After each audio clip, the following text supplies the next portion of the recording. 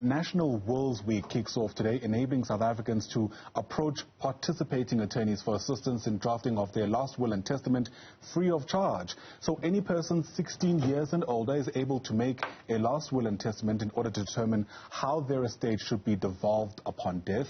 Now, Walter Nemaukhwe is the Assistant Master of the Johannesburg High Court. He joins us now in our studio for a sense of what this campaign entails and what you and I can make of it. Walter, it's great to see you. Thanks so much for coming through. Thank you for having us, and good morning to your viewers at home. Lovely, especially because this is such an important discussion in a context where most people don't want to think about their wills because that obviously forces you to deal with your mortality. How widespread is the drafting of wills to begin with? Are you finding that South Africans are doing this? I think lately quite a number of people are drafting wills, but we still have a chunk of people who are not drafting wills, particularly when it comes to our black communities. If you ask an average person about the will, they will tell you that you want to kill me, you know, things like that. And I think we need to change that perception from our people, because when you drafted the will, then it makes life much more easier. You have a choice of who should be appointed an executor, whereas if you don't have the will, then the terms of the Interstate Taxation Act would come into place, which means you don't have a choice. People that you don't want them to take part in your estate might end up taking part because you did not draft a will. So in essence, it's quite imperative that we should encourage our people to draft the will. And one other thing, we should also advise that when you draft a will, make it a point that your witnesses are not beneficiaries, because once they sign, they are automatically disqualified. So when you draft a will, make sure that the person that you are appointing or nominating as beneficiaries, they are not your witnesses. So there are witnesses, there are beneficiaries, and several other terms you've mentioned, which I'm hoping we'll be able to break down in the time we have together. Let's speak as a start about what you actually need to even have a valid will, right? I'm even surprised by the fact that just by the fact that you're 16 years or older already, you're considered to be eligible, if that's the term to use, to even have a legitimate will. Yes. Yeah, anybody can draft a will. Remember, South Africa is a democratic republic, so you can draft a will if you are 16 and older, but it has to be provided you do have capacity to understand or you are not mentally incapacitated, because once you are mentally incapacitated, then you cannot draft a will. And your will has to be signed, witnessed by a person who is of the age of 14 and above, provided such person is able to give evidence in the court of law. Basically, those are the things that one has to look at. And one other thing, which is very critical, each and every page must be signed by the testator. The testator is when it's a male. What's a testator, firstly? A testator is the person drafting a will. Right, okay. If it's a male. Okay. And then the testatrix, it's when it's a female. Interesting. Go on. Yeah. And then at the end thereof, the witnesses would have to sign in the presence of the testator and the presence of each other. It has to be signed by 2 or more witnesses to make it valid. Failing which, that will is likely to be invalid, and you might have to approach the High Court to validate the will. Wow. Is there a reason why the person drafting the will has to be distinguished as either male or female? Well, I remember it's like when you say Mr. or Mrs. Okay, all right. I think it has to do with that. It's just a technicality, doesn't have material impact. No. Okay, great. That's good to hear, actually. I was worried. But we also live in a context in our country where people have shared belongings. I'm thinking, for instance, about rural communities where there's livestock that might not necessarily belong to one person. How do you work around that kind of complexity? I mean, I imagine you have to consult people about where that property essentially needs to go in the event of your own death. Remember, when you talk about rural areas, you'd understand that in rural areas, often, let's say we are talking about houses and the likes, there are no title deeds in those areas. And often such things are dealt with by the traditional authorities. You see, so unless you are talking about the livestock, that's when you would be talking a different language altogether, because there's value, whereas on the properties like houses in rural areas, often there's no value in those houses, because you don't even pay for the land. What happens is you approach the traditional ruler, who would then allocate a piece of land, and then you'll be able to build your own house. In such cases, the master does not deal with those things often. So are you saying that in those instances, anybody who passes on can't even claim to own the house, for instance, because the land on which that house was built is owned by...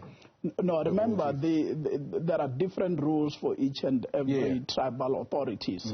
So those are the people who will be in a better position to give direction as to what happens to the, to the properties. But often, even though we normally don't deal with such things, but traditional rulers, what I've witnessed is they still follow the track of the master's office, wherein they would call the relevant people in line of inheritance and give those things to those people.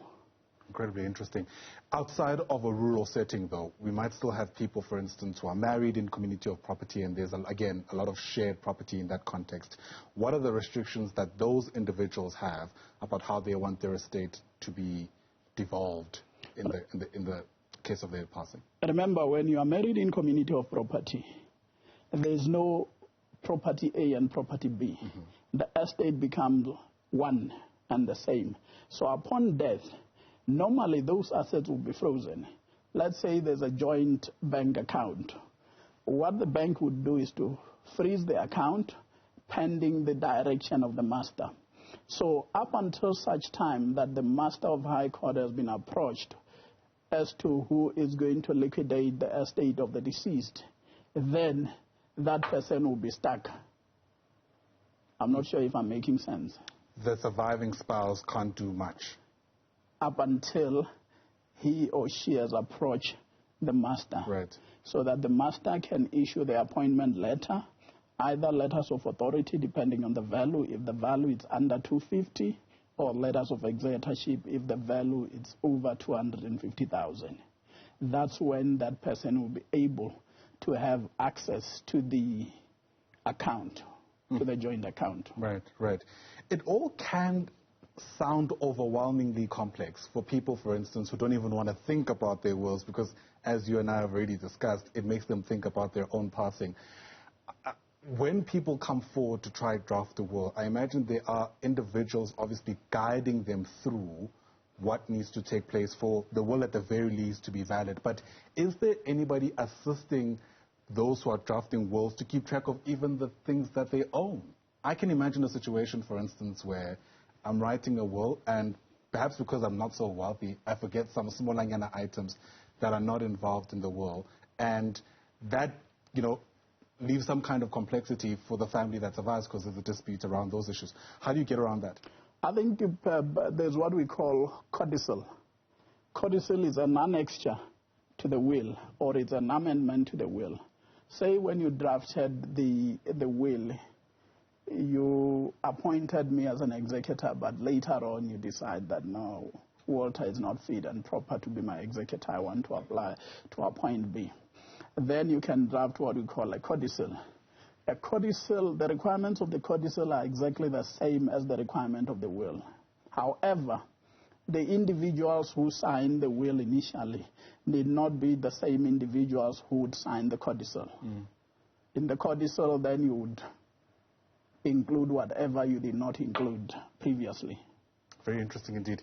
National Wills Week must mean something for ordinary South Africans. At the very least, it means you can get your will done free of charge. How do people get plugged into that? I think they can contact as we all know that the National Wills Week has to do with the Law Society of South Africa which includes, I think it's 6 different, we have got Limpopo, which is known as the Northern Province, the Law Society of the Northern Province, KwaZulu-Natal, the Free State, the Black Lawyers Association, and the Western Cape, and the Democratic Lawyers Association. So people can contact those institutions. I think even in the Department of Justice, we might have the list of attorneys who would be assisting, provided people are drafting wills for the first time. And I think maybe whilst I'm still on that, we might have forgotten a very, very, very critical issue. What happens during divorce if there's a will? I think we need to address that so that our viewers can have an idea of what happens. In 20 seconds, if you can. Okay.